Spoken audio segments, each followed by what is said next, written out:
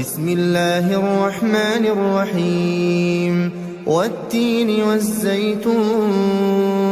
وطور سينين وهذا البلد الأمين لقد خلقنا الإنسان في أحسن تقويم ثم رددناه أسفل سافلين إلا الذين آمنوا وعملوا الصالحات فلهم أجر غير ممنون فما يكذبك بعد بالدين